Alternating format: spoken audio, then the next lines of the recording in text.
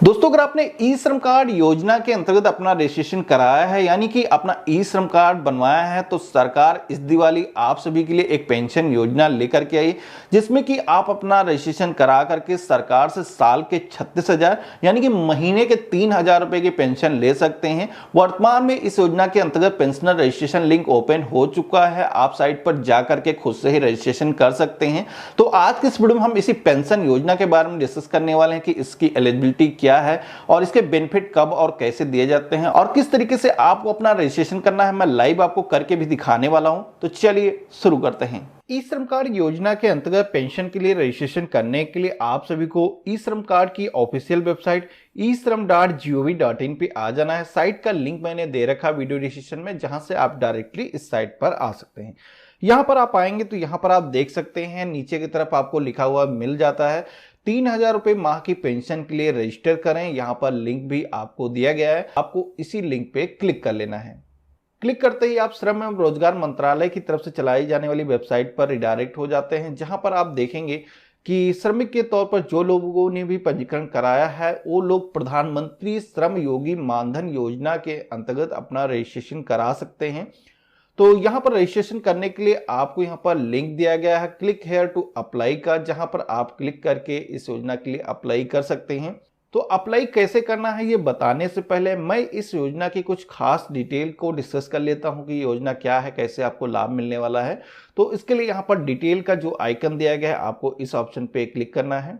तो यहाँ पर आप देखेंगे प्रधानमंत्री श्रम योगी मानधन योजना, ये योजना भी गवर्नमेंट अनऑर्गेनाइज सेक्टर के लिए वर्कर्स के लिए लेकर के आई है, जिसमें कि जितने भी लोग अनऑर्गेनाइज सेक्टर में काम करते हैं, चाहे वो किराने की शॉप वाला हो, चाय वाला हो, स्ट्रीट वेंडर हो, ऑटो वाला, प्लम्बर, ड्राइवर, इसके अलावा आंगनवाड़ी वर्कर और बिल्डिंग कंस्ट्रक्शन में लगे हुए लोग इस योजना के अंतर्गत अप्लाई कर सकते हैं। यानी कि जितने भी लोग इस श्रम कार्ड योजना के अंतर्गत अपना श्रम कार्ड बना सकते हैं वो सारे लोग यहाँ पर भी अपना रजिस्ट्रेशन करा सकते हैं। लेकिन यहाँ पर रजिस्ट्रेशन कराने के लिए उनकी जो एज है 18 साल से 40 साल के बीच में होनी चाहिए और उनकी जो इनकम है मैक्सिमम 15,000 रुपए महीने की होनी चाहिए। और आवेदक ने इस पेंशन योजना के अलावा गवर्नमेंट की अदर जो पेंशन योजना है एनपीएस, ईसीआईएस और ईपीएफओ में उसने अपना रजिस्ट्रेशन ना करा रखा हो, ना ही वो टैक्स पेयर होना चाहिए। तो यहाँ पर ये जो योजना है इस योजना के अंतर्गत आपको 3,000 रुपए की गारंटेड पेंशन मिलने वाली है, जिसमें कि आपकी जो एज है वो 60 साल पूरी होने के बाद में आपको 3,000 रुपए की मंथली पेंशन मिलना स्टार्ट हो जाती है, जो कि आपकी जब तक लाइफ रहती है आपको मिलती रहती है। यहाँ पर जो पेंशनर है उसकी जब भी डेथ होती है उसकी डेथ के बाद में यहाँ पर जो पेंशन है उसकी पत्नी को भी मिलना स्टार्ट हो जाती है, जिसमें कि जितना भी आवेदक को पेंशन मिल रही थी उसकी 50% पेंशन उसकी पत्नी को मिलना स्टार्ट हो जाती है। और वहीं जो आवेदक है अगर 60 वर्ष एज पूरी होने से पहले ही वो विकलांग हो जाता है तो यहाँ पर जो आवेदक है उसने जितना भी कंट्रीब्यूशन कर रखा होगा चाहे तो वो उसे वापस ले सकता है, उस पर ब्याज भी उसे मिलेगा। और इसी के साथ में अगर वो पेंशन लेना चाहता है तो पेंशन को वो कंटिन्यू कर सकता है, उसका जो कंट्रीब्यूशन है उसे आगे रेगुलर जमा कर सकता है, जिसमें कि 60 वर्ष एज पूरी होने के बाद में उसे नॉर्मली पेंशन मिलना स्टार्ट हो जाती है। इस योजना का लाभ लेने के लिए आपको और गवर्नमेंट को 50-50% पैसे जमा करने होते हैं। ये जो अमाउंट है कितना आपको जमा करना है ये डिपेंड करता है कि आप किस एज में इस पॉलिसी में एंटर करते हैं। कंट्रीब्यूशन के बारे में अगर आपको जानना हो तो यहाँ पर आपको मंथली कंट्रीब्यूशन की टैब दी गई है, आपको इस ऑप्शन पे क्लिक करना है तो आपके सामने एक पूरा ही चार्ट डिस्प्ले हो जाता है। यहाँ पर आप एंट्री एज के सेक्शन में आप देखेंगे यहाँ पर आपकी एज लिखी हुई है, जिस भी एज में आप इस पॉलिसी में एंटर करेंगे और मैक्सिमम कितने दिनों तक आपको इस पॉलिसी का पैसा जमा करना है यहाँ पर आपको इस रो में बताया गया है।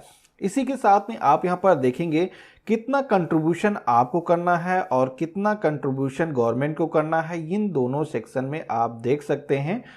और आपकी पॉलिसी में कितना पैसा टोटल जमा होगा यहाँ पर इस सेक्शन में आपको बताया गया है। तो यहाँ पर हम एग्जाम्पल से मानते हैं कि इस पॉलिसी में हम 23 साल की एज में इंटर होते हैं तो यहाँ पर हमें कितना पैसा डिपॉजिट करना होगा ये इसके बारे में बताया गया है। तो यहाँ पर आप देखेंगे 23 साल की एज में अगर आप इंटर होते हैं तो आपको यहाँ पर ये पैसा 60 सालों तक जमा करना होगा, जिसमें कि हर महीने आपको 72 रुपीज जमा करने होंगे और इतने ही पैसे गवर्नमेंट भी जमा करने वाली है। यानी कि टोटल जो आपका पैसा डिपॉजिट होने वाला है यहाँ पर आपका 144 रुपए आपके पॉलिसी में जमा होने वाला है। तो अब हम बात कर लेते हैं कि इस योजना के अंतर्गत अगर आपको लाभ लेना है तो कैसे आप रजिस्ट्रेशन करा सकते हैं। इसके लिए आपको इस लोगो पे क्लिक करना है और यहां पर आपको ऑप्शन मिल जाता है click here to apply now का, आपको इस ऑप्शन पे क्लिक करना है और यहां पर आपके सामने ऑप्शन आ जाता है कि आप खुद से रजिस्ट्रेशन करना चाहते हैं या फिर किसी सीएससी बीएलई के माध्यम से रजिस्ट्रेशन करना चाहते हैं। तो यहां पर हम खुद से ही अपना रजिस्ट्रेशन करना चाहते हैं, इसके लिए हमें सेल्फ रजिस्ट्रेशन के ऑप्शन पे क्लिक कर देना है और यहां पर हमें अपना मोबाइल नंबर इंटर कर देना है। देन प्रोसीड के ऑप्शन पे क्लिक करना है और जनरेट ओटीपी के ऑप्शन पे क्लिक कर देना है। अब आपने यहाँ पर जो भी मोबाइल नंबर इंटर किया होगा उस पर एक वन टाइम पासवर्ड सेंड किया जाएगा, जिसको आपको यहाँ पर फिल करके प्रोसीड के ऑप्शन पे क्लिक करना है। प्रोसीड के ऑप्शन पे क्लिक करते ही आपके सामने प्रधानमंत्री श्रम योगी मानधन योजना का एक डैशबोर्ड डिस्प्ले हो जाता है, जहां पर आपको एनरोलमेंट के सेक्शन में आना है और यहां पर प्रधानमंत्री श्रम योगी मानधन योजना इसे आपको सेलेक्ट कर लेना है और यहाँ पर आपको सब्सक्राइबर आधार नंबर के सेक्शन में आना है। यहाँ पर आपको अपना 12 डिजिट का आधार नंबर इंटर कर देना है। यहाँ पर जो भी बेनिफिशियरी है उसका नेम फिल कर देना है, यहाँ पर मोबाइल नंबर फिल कर देना है और यहाँ पर आपको अपनी ईमेल आईडी फिल कर देना है और यहाँ पर मेल फीमेल जो भी जेंडर है उसका आपको सिलेक्शन कर लेना है। इसके बाद में स्टेट के सेक्शन में आना है। यहाँ पर आप जिस भी स्टेट से हैं इस लिस्ट में से आपको अपने स्टेट का नाम सेलेक्ट कर लेना है और यहाँ पर आपको अपने डिस्ट्रिक्ट को सेलेक्ट कर लेना है और यहाँ पर आपको अपना पिन कोड फिल कर देना है। इसके बाद में यहाँ पर अगर आप इंडिया से नॉर्थ रीजन से हैं तो आपको यस करना है, अदरवाइज नो के ऑप्शन पे क्लिक करना है और सब कैटेगरी के सेक्शन में आना है। यहाँ पर आप SC ST OBC जनरल जिस भी कास्ट से बिलोंग करते हैं यहाँ पर आपको अपनी कैटेगरी को सेलेक्ट कर लेना है। ऑक्यूपेशन के टैब पे क्लिक करना है तो यहाँ पर कई सारे वर्क डिस्प्ले हो जाते हैं, जिसमें आप जिस भी तरीके का काम करते हैं यहाँ पर आपको इस लिस्ट में से अपने वर्क को सेलेक्ट कर लेना है।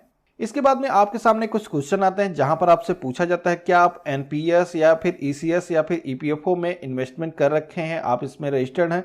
तो अगर हैं तो यस करना है, अदरवाइज नो के ऑप्शन पे ही क्लिक करना है और यहाँ पर आप एक टैक्स पेयर नहीं है तो यहाँ पर भी आपको नो के ऑप्शन पे क्लिक करना है। और यहाँ पर आपने अगर ई श्रम कार्ड को बना रखा है तो ई श्रम कार्ड को भी इंटर करने का ऑप्शन यहाँ पर आ रहा है। यहाँ पर आपने जो ई श्रम कार्ड बनवाया है उस पर जो नंबर दिया गया है उस नंबर को आपको यहाँ पर इंटर कर देना है। देन आपको टर्म एंड कंडीशन को एक्सेप्ट करने के लिए इस ऑप्शन पे क्लिक कर देना है और सबमिट के ऑप्शन पे क्लिक कर देना है। सबमिट के ऑप्शन पे क्लिक करते ही आपके सामने एक ऑथेंटिकेशन पेज डिस्प्ले होता है जहां पर आपको अपना ऑथेंटिकेशन करना है। यहां पर 3 ऑप्शन आपको दिए गए हैं जिसमें कि आप फिंगरप्रिंट से ऑथेंटिकेशन कर सकते हैं, ओटीपी से कर सकते हैं या फिर आप आइरिस डिवाइस से कर सकते हैं। तो आपके पास में बायोमेट्रिक या फिर आइरिस डिवाइस अवेलेबल नहीं होगी तो यहाँ पर ओटीपी से ही ऑथेंटिकेशन करना सबसे सही रहेगा। अब आपको यहाँ पर वेरीफाई यूजिंग बायो ऑथेंटिकेशन इस ऑप्शन पे क्लिक कर देना है और यहाँ पर टर्म एंड कंडीशन को एक्सेप्ट कर लेना है। इसके बाद में जनरेट ओटीपी के ऑप्शन पे क्लिक कर देना है। तो अब आपके मोबाइल फोन पर एक वन टाइम पासवर्ड रिसीव होगा जिसको आपको यहाँ पर फिल कर देना है। देन आपको वेरीफाई ओटीपी के ऑप्शन पे क्लिक कर देना है। वेरीफाई ओटीपी के ऑप्शन पे क्लिक करते ही आपके सामने बैंकिंग डिटेल को फिल करने का पेज डिस्प्ले हो जाता है जहां पर आपको अपने बैंक का जो आईएफएससी कोड है उसे फिल करके सर्च के ऑप्शन पे क्लिक करना है। तो यहाँ पर आपके बैंक का जो भी डिटेल होगा वेरीफाई होकर के आ जाती हैं, जिसके बाद में आपको यहाँ पर अकाउंट होल्डर का नाम, अकाउंट किस टाइप का है और अकाउंट नंबर को टाइप कर देना है। इसके बाद में नॉमिनी डिटेल के सेक्शन में आना है। यहाँ पर आपसे पूछा जाता है कि आप मैरिड हैं या अनमैरिड हैं, तो जो भी स्टेटस है आपको सेलेक्ट कर देना है, जिसके बाद में आपको यहाँ पर नॉमिनी की डिटेल को फिल कर देना है। तो फाइनली इतना करते ही आपके पॉलिसी का जो कंट्रीब्यूशन अमाउंट है वो यहाँ पर कैलकुलेट होकर के आ चुका है। यहाँ पर आप देखेंगे 76 रुपीज़ का हमें पेमेंट करना होगा और 76 रुपये गवर्नमेंट यहाँ पर पेमेंट करने वाली है। ये जो अमाउंट है ऑटोमेटिकली आपके बैंक अकाउंट से हर महीने डेबिट हो जाएगा। तो यहाँ पर सहमति देने के लिए टर्म एंड कंडीशन को एक्सेप्ट कर लेना है, सबमिट के ऑप्शन पे क्लिक करना है। इतना करते ही आपके सामने प्रधानमंत्री श्रमयोगी मानधन योजना का एक फॉर्म डाउनलोड हो जाता है, जिस फॉर्म को आपको प्रिंट कर लेना है। प्रिंट करने के बाद में यहाँ पर इस पर आपको सिग्नेचर करने हैं। सिग्नेचर की यहाँ पर आपको स्लिप दी गई है, इस पर आपको सिग्नेचर करके इस फॉर्म को यहाँ पर अपलोड करना है, जिसके लिए आपको चूज फाइल के ऑप्शन पे क्लिक करना है और जो भी फॉर्म आपने स्कैन करके रखा है उसको सेलेक्ट कर लेना है और अपलोड के ऑप्शन पे क्लिक कर देना है। अब आपके सामने जो 76 रुपीज़ का प्रीमियम है पे करने का ऑप्शन आ चुका है, जहां पर आप चाहें तो अपने क्रेडिट कार्ड, डेबिट कार्ड से पेमेंट कर सकते हैं या फिर किसी भी सीएससी के माध्यम से भी आप पेमेंट कर सकते हैं। तो यहाँ पर आप जिस भी मोड से पेमेंट करना चाहें पेमेंट कर लेना है, जिसके बाद में आपको कार्ड को डाउनलोड करने के लिए जिस भी तरीके का आपने रजिस्ट्रेशन किया है उसको सेलेक्ट कर लेना है। इसमें आप प्रिंट के ऑप्शन पे क्लिक करेंगे तो यहाँ पर आपका जो कार्ड है ये कुछ इस तरीके का प्रिंट होकर के आपके सामने आ जाता है, जिसमें कि आप देखेंगे ये जो कार्ड है इस पर आपकी कंप्लीट डिटेल दर्ज है और कितने समय बाद आपको पेंशन मिलना स्टार्ट हो जाएगी, ये सारी चीज़ें यहाँ पर डिटेल से मेंशन है। और ये जो पैसा है आपका LIC और CSC के पास में डिपॉजिट किया गया है, इसके बारे में भी आप देख सकते हैं। तो यहाँ पर इसको आपको प्रिंट करके अपने पास में सुरक्षित करके रख लेना है और जब भी आपकी पेंशन की डेट होगी ऑटोमेटिकली जिस भी अकाउंट्स में पैसे कट रहे थे उस अकाउंट में पैसे आना स्टार्ट हो जाते हैं। तो आशा करता हूं आज की वीडियो आप सभी को काफी पसंद आया होगा। इस वीडियो को लाइक करिएगा, चैनल पे अगर आप नए हैं तो चैनल को भी सब्सक्राइब करिएगा, इस वीडियो को अपने फ्रेंड्स और फैमिली में शेयर करिएगा। हम मिलते हैं अपने नए वीडियो में, तब तक के लिए गुड बाय, जय हिंद।